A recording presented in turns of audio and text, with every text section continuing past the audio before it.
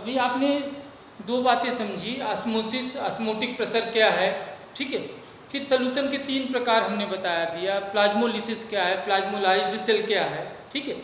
अब एक नए बात करते हैं मैं, डीपीडी या डिफ्यूजन प्रेशर डेफिसिट।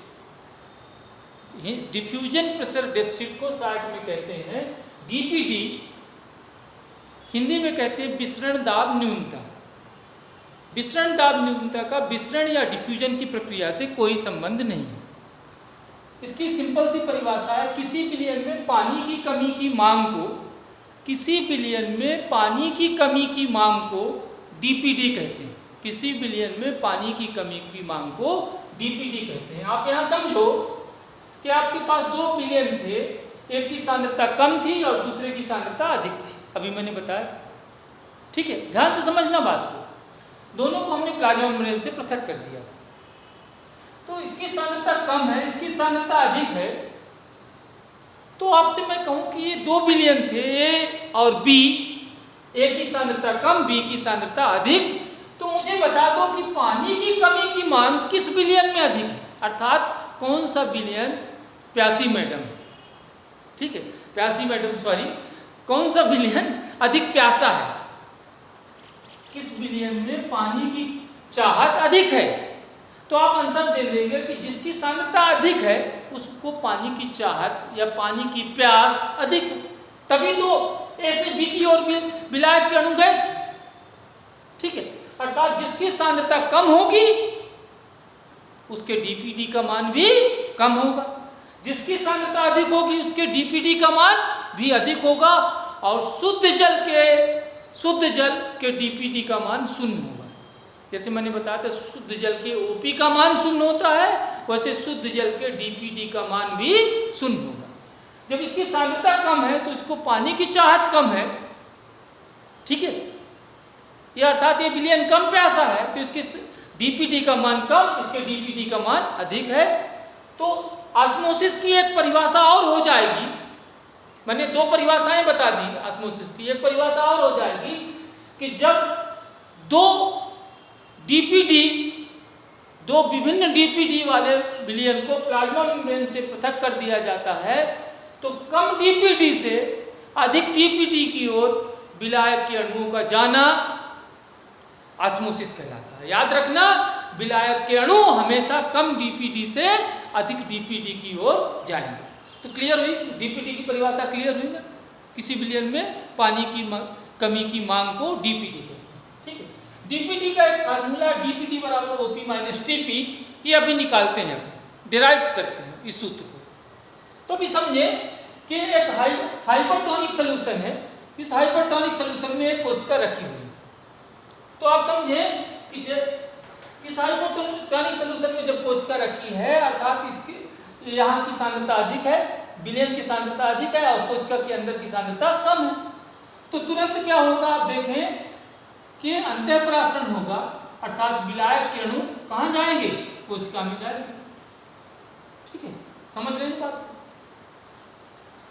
अर्थात दूसरे शब्दों में मैं कहूँ कि इस विलयन की सांद्रता कम और इस विलयन की सांद्रता अधिक है, इस विलयन का ओपी का मान कम, इस विलयन के ओपी का मान अधिक है, इस विलयन के डीपीडी का मान कम, इस विलयन के डीपीडी का मान अधिक है, ठीक है, क्लियर है। मान लो शुरू में इसके ओपी का मान, इसके ओपी का मान था, ओपी का मान था 5 था। हाइपरटोनिक सोल्यूशन सही लिखा हूं क्या मैं? हाइपरटोनिक सोल्यूशन नहीं लिखना चाहिए, क्या लिखना चाहिए? हाइपोटोनिक सोल्यूशन, हाइपोटोनिक, ठीक है। हाइपोटोनिक सोल्यूशन में क्या होगा, इसकी सांद्रता कम होगी, मान लो ये विलयन था और ये अंदर था बी, तो ए विलयन की सांद्रता कम और बी विलयन की सांद्रता अधिक। जब किसी कोशिका को हम किस में रखते हैं, हाइपोटोनिक सोल्यूशन, ठीक है। तो हाइपोटोनिक सोल्यूशन में जैसे ही हमने रखा तो कौन सी क्रिया होने लगी, विलायक के अणु अंदर जाने लगे, अर्थात अंतःपरासरण या इंडास्मोसिस की प्रक्रिया होने लगी, ठीक है।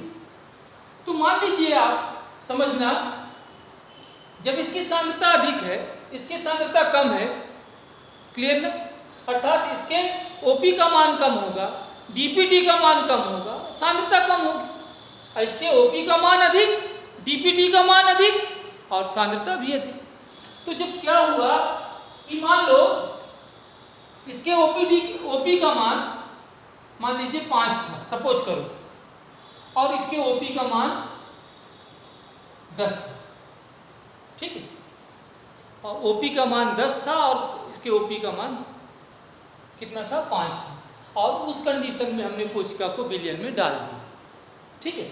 बिलियन में डाला तो एक बूंद पानी मान लीजिए इसके अंदर गया, विलायक के अणु गए, तो इसका ओपी का मान क्या हो जाएगा, 9 हो जाएगा।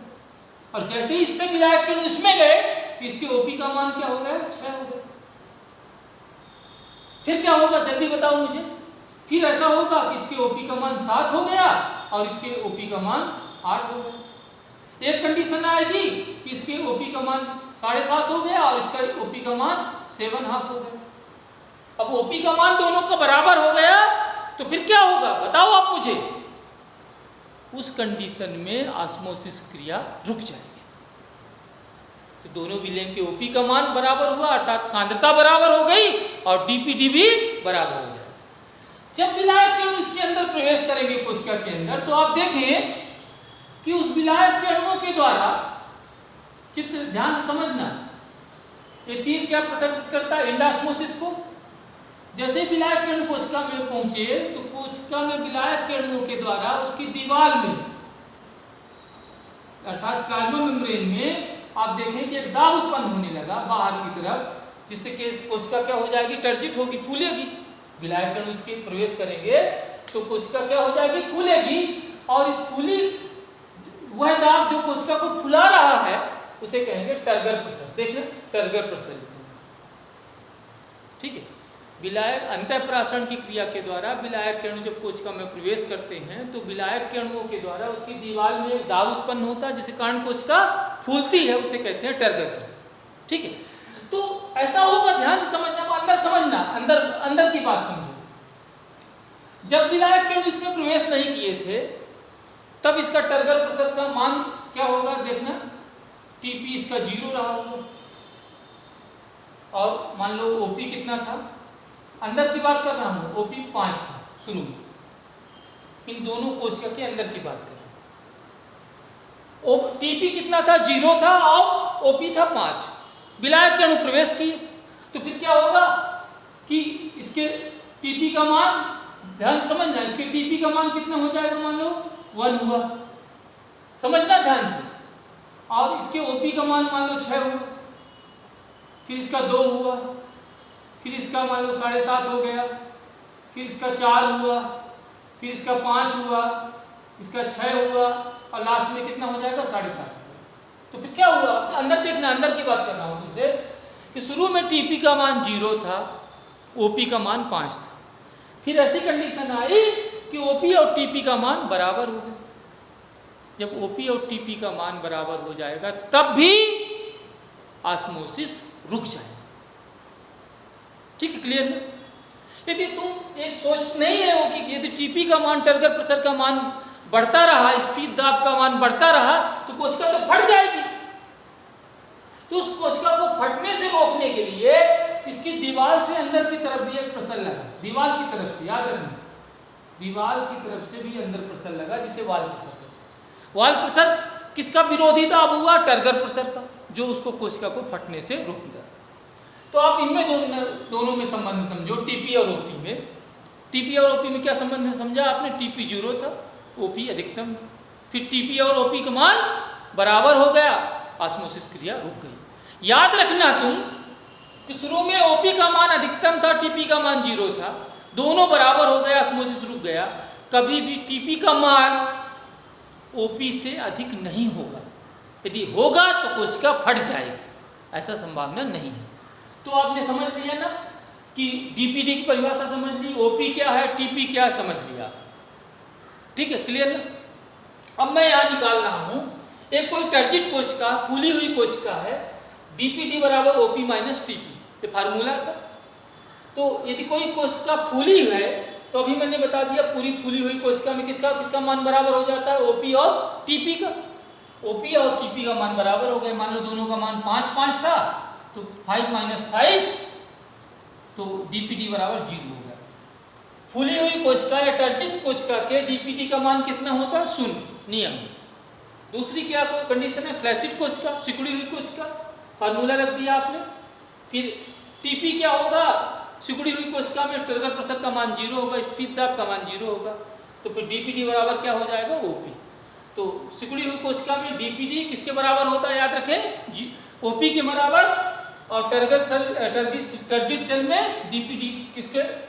उसका मान 0 होता है। ठीक है, इतना समझ लीजिए। अब यहाँ देखना कि डीपीटी की जगह पर एक नया कॉन्सेप्ट आया है। डीपीटी की जगह पर एक नया कॉन्सेप्ट आया, और वो नया कॉन्सेप्ट क्या हुआ देखें आप।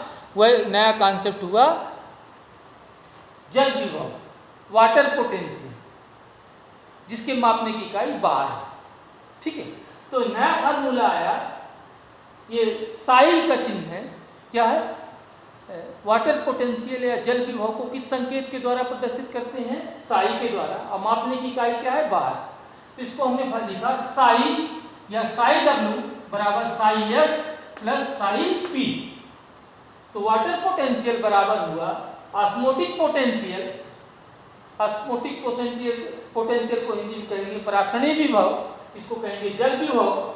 ठीक है, ऑस्मोटिक पोटेंशियल का एक और नाम है सल्यूट पोटेंशियल, जिसे विलेय विभव कहेंगे, और इसको कहेंगे टर्गर पोटेंशियल। साई पी को कहेंगे टर्गर पोटेंशियल। तो एक नया मॉडर्न फार्मूला आया है जल विभव। जल विभव किसको अब कहा जाने लगा? डीपीटी को। डिफ्यूजन प्रेशर डेफिसिट का नया नाम जल विभव हो गया, और ओपी का नया नाम हो गया ऑस्मोटिक पोटेंशियल, और टीपी का नया नाम हो गया टर्गर पोटेंशियल। ठीक है, एक फार्मूला हो गया।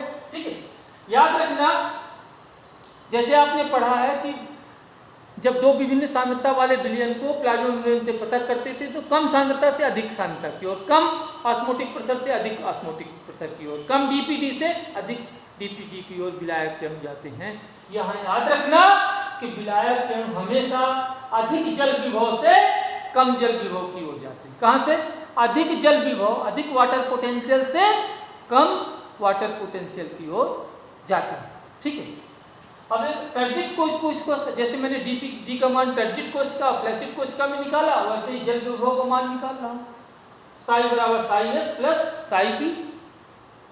मान लो कोई टर्जिट कोशिका है, तो दोनों का मान हमने बताया था बराबर हो जाता है, ओपी और टीपी का। तो ऐसे ही यहाँ पर दोनों का मान बराबर हो गया। याद रखना है आपको कि जो ऑस्मोटिक पोटेंशियल या सल्यूट पोटेंशियल है, उसके पहले ऋण का चिन्ह तुम्हें लगाना है, क्योंकि उसका मान ऋणात्मक होता है, ये नियम है। तो हमने लगा दिया -10 बार प्लस 10 बार, इसका मान हुआ 0 बार। टर्जिट कोशिका के जल विभव का मान कितना हो गया? 0 बार। फ्लैसिड कोई कोशिका है, फ्लैसिड कोशिका में जानते हैं आप कि टर्गर पोटेंशियल का मान कितना होगा? जल्दी बोलो। टर्गर पोटेंशियल का मान 0 होगा। कितना होगा? 0। इसलिए साई का मान हो जाएगा साई बराबर -10 बार। ठीक है, क्लियर?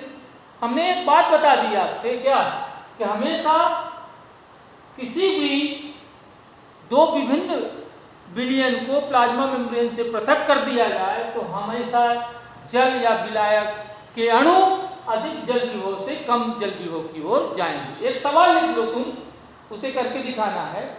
मान लीजिए दो कोशिकाएं हैं, एक कोशिका का जल विभव का मान -10 बार है, एक कोशिका के जल विभव का मान, वाटर पोटेंशियल का मान -10 बार है, तथा बी कोशिका के जल विभव का मान -12 बार है। एक कोशिका का -10 बार और बी कोशिका का -12 बार या 12 बार। ठीक है, 12 बार नहीं, -12 बार।